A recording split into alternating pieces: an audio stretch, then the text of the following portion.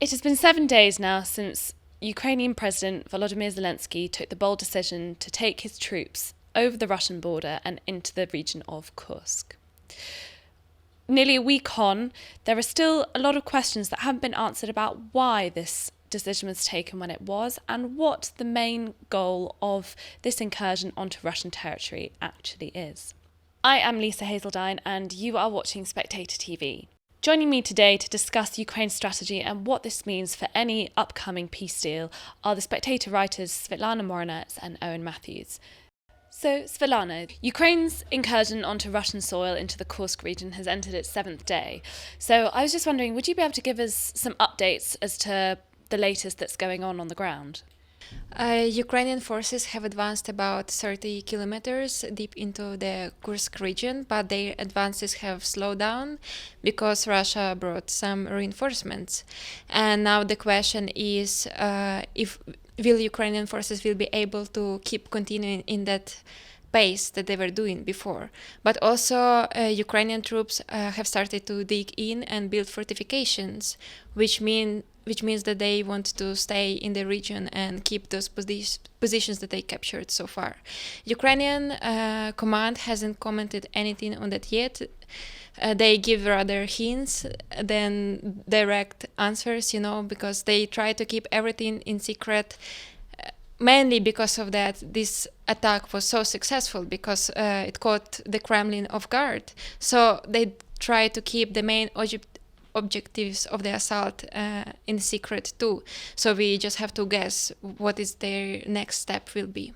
Mm-hmm. And in terms of why Ukraine decided to launch this attack now, obviously the past year has been more difficult for the Ukrainian side. So I was just wondering what your thoughts were on why now. I think the main reason is to stretch Russian resources, Russian troops, to force Kremlin to redeploy some of its troops from Donbas, where currently Russian troops are advancing and they are capturing village after village. They are very successful there, and Ukraine doesn't have resources to stop them there.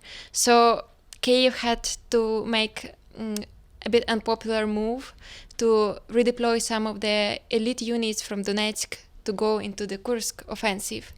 It was like a gamble, and we will see if it worked, because for now Putin doesn't rush to redeploy his troops from Donetsk.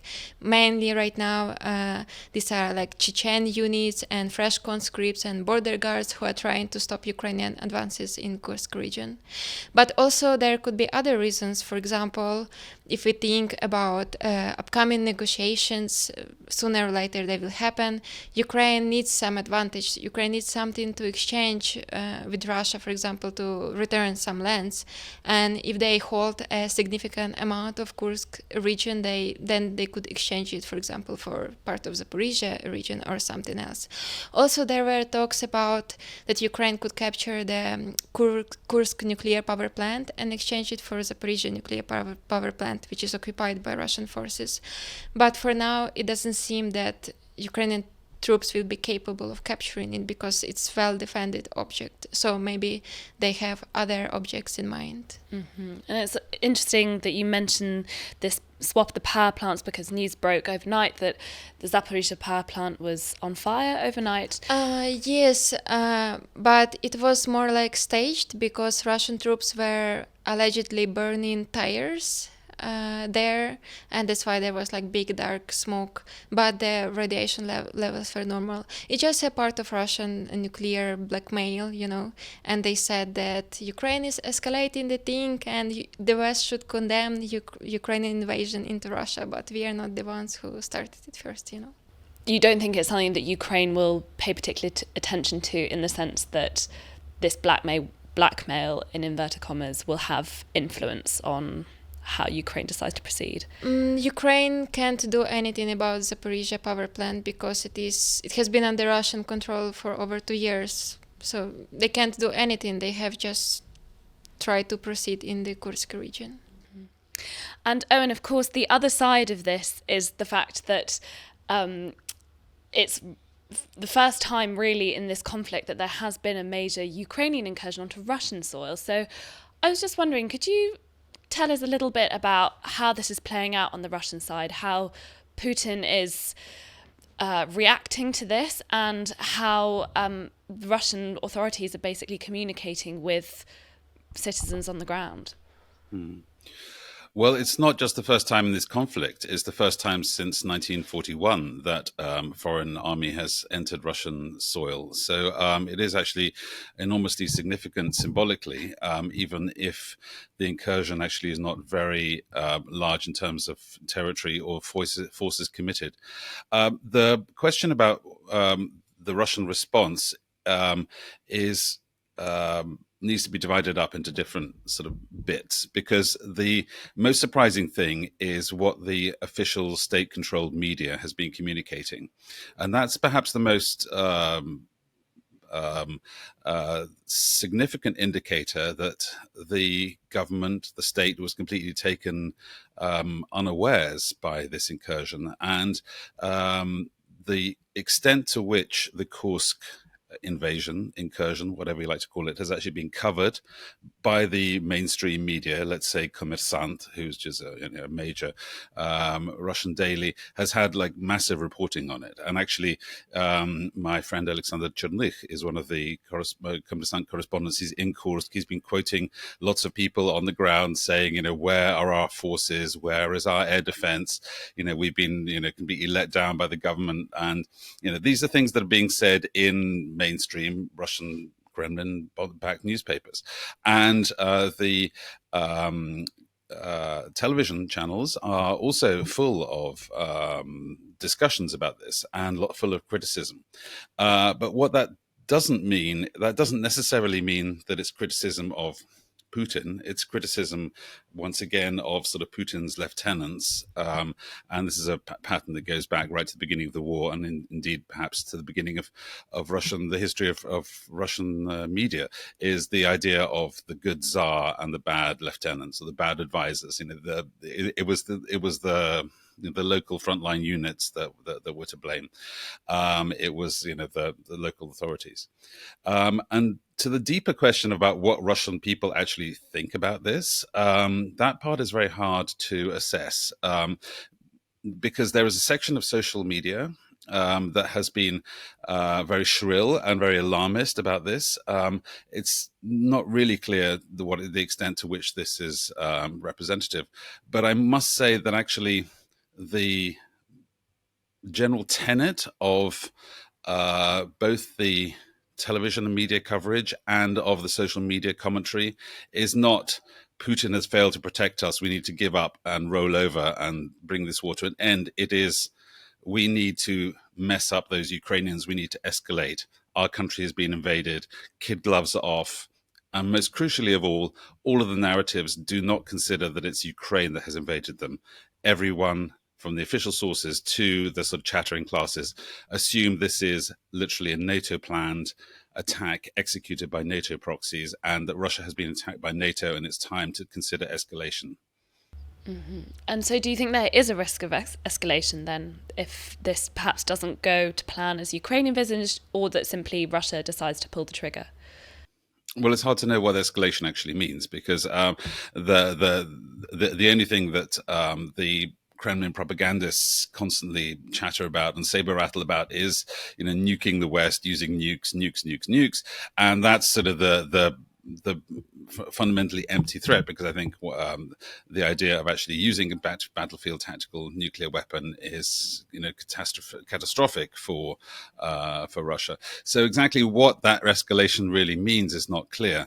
I think to Svitlana's point that actually the Ukrainians might hang on to land and trade it, I don't think that Putin will for a second allow a Ukrainian occupation of any part of his territory.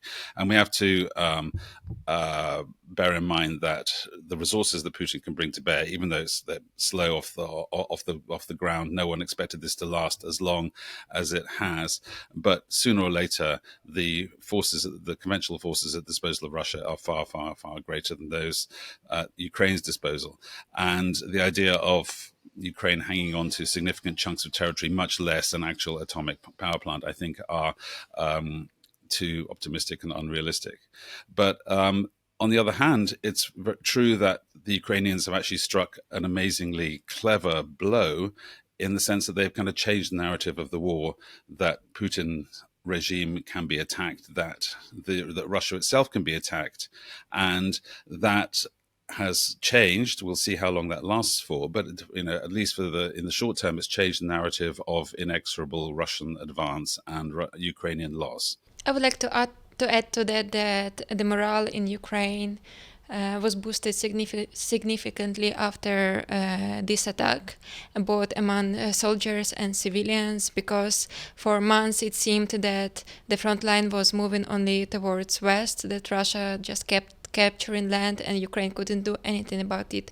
And finally, Ukraine could do something significant that maybe will change the course of the war. Maybe not, but Ukrainians really hope for that. Mm-hmm. And you've both touched on the idea of sort of changing the course of the war. And of course, there are some people who suggest that peace negotiations or negotiations of some kind might come sooner rather than later. So I was just wondering, Svitlana, on that basis, do you think that what's going on now in Kursk, obviously it's hard to say given that events are unfolding, but what's your sense then of what this could mean for negotiations, particularly if Trump comes into the White House in November, whether this will have that impact of changing how people come around the negotiation table? I think it will have impact only if Ukrainian troops can hold Russian land, but if they can't, then I don't think it will make such a big difference.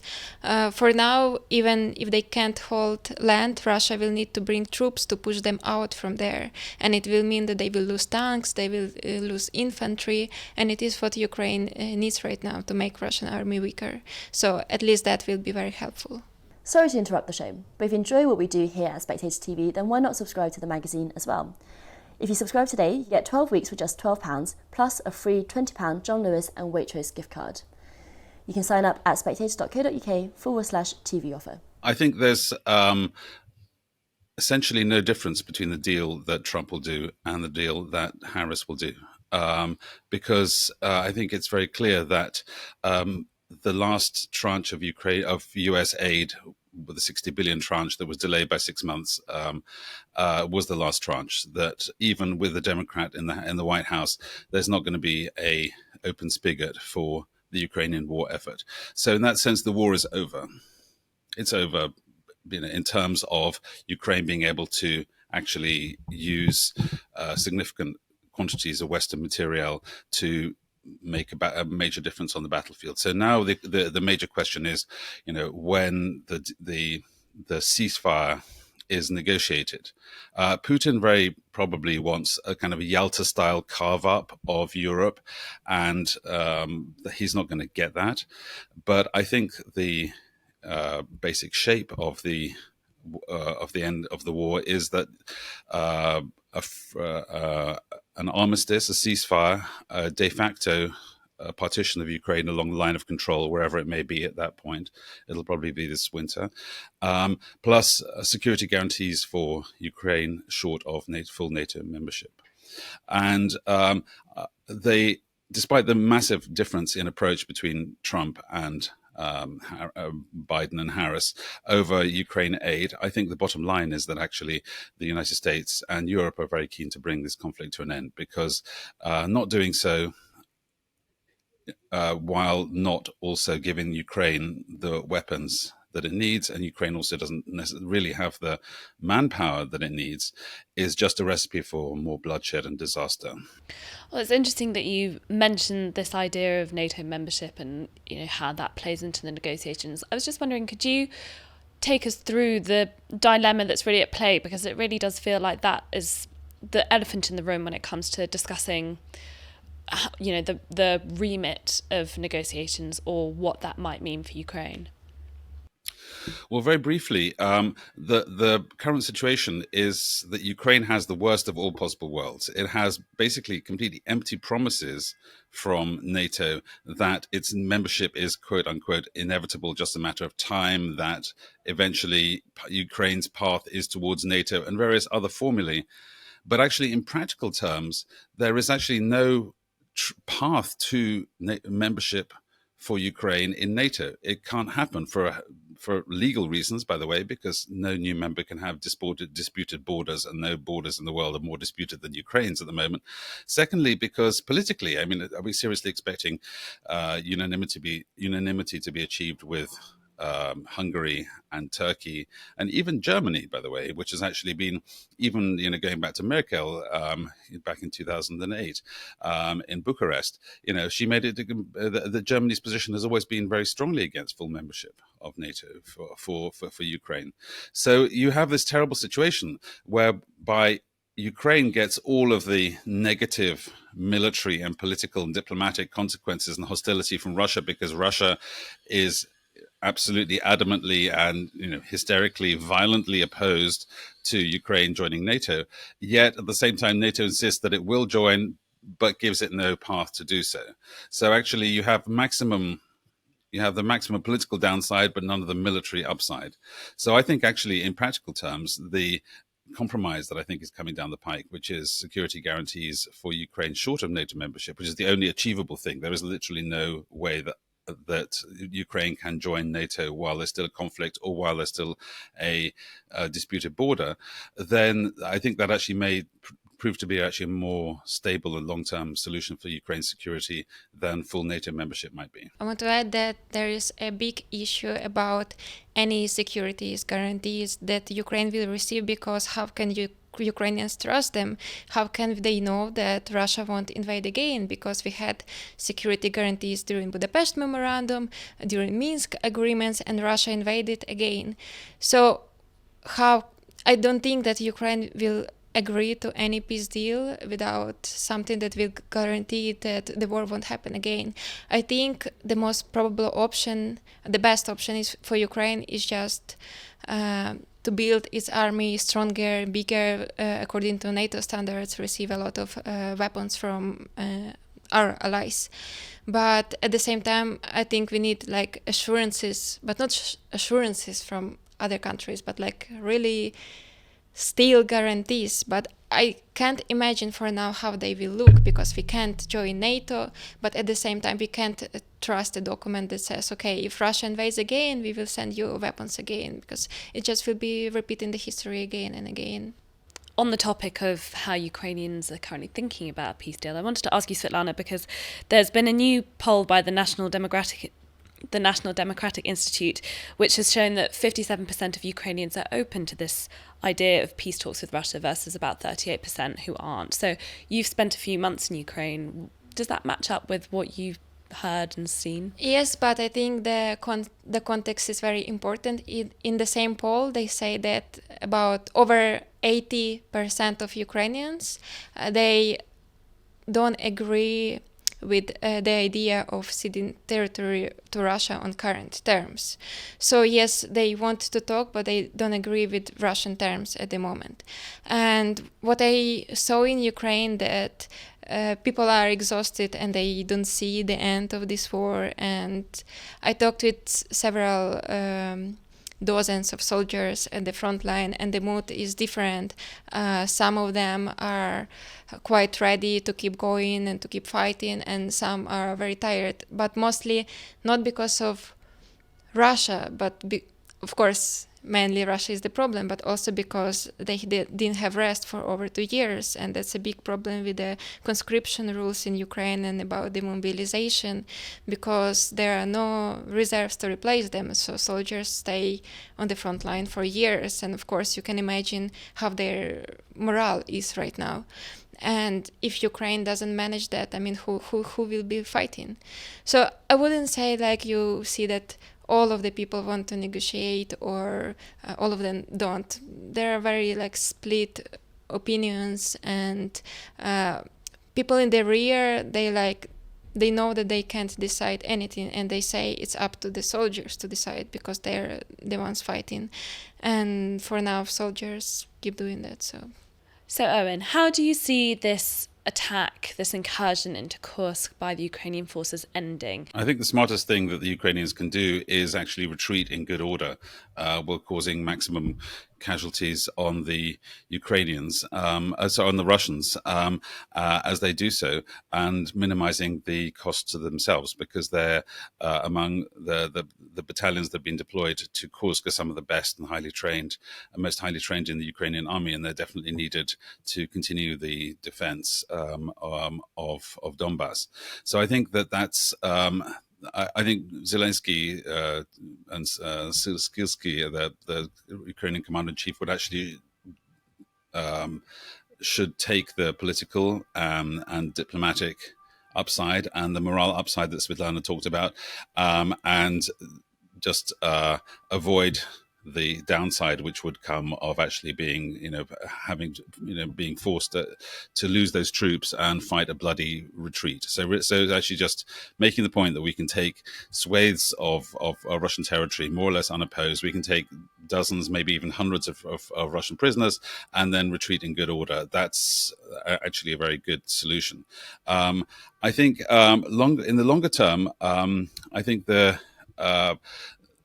way in which this changes the narrative of the end of the war is that actually, as Svitlana rightly said, it actually changes the perception of Ukraine as permanently hurting, and it actually retains the possibility of striking inside Russia, and that is politically embarrassing and undesirable for Putin, obviously. So I think, just to Svetlana's point, that 80% don't want to cede territory, that's completely true. The minute that Zelensky or any Ukrainian president, leader, signs any kind of land for peace deal and formally signs away Ukrainian lands, Ukraine becomes instantly ungovernable. Instantly, because you have millions of people who have fought and bled and died, who are extremely radical and extremely nationalist, and will immediately oppose that, and Ukraine will fall apart. But there's a very straightforward way to avoid that, and that is not to cede the territory, but just to stop the war. Which, by the way, it happened in Cyprus in 1974. The Greek part of Cyprus never acknowledged that, and still to this day does not acknowledge that Turkish Cyprus exists. Same in Korea. The North and South Korea are still officially at war. There was never a peace deal. There was a ceasefire along a line of control, and that's how the war ended. So there are actually diplomatic historical precedents for a ceasefire turning into a stable situation. And in the Cyprus case, it already was in NATO before the war, before 1974, and it joined the EU, and the fact that it actually had that internal division didn't stop it from joining the EU. So the essential takeaway is that Ukrainians oppose the division, but a ceasefire, an armistice, call it whatever you like, freezing the conflict, doesn't necessarily have to be a recipe for future conflict, as long as the security guarantees from the West side to Ukraine are sufficient and credible. Svitlana, Owen, thank you very much for joining me.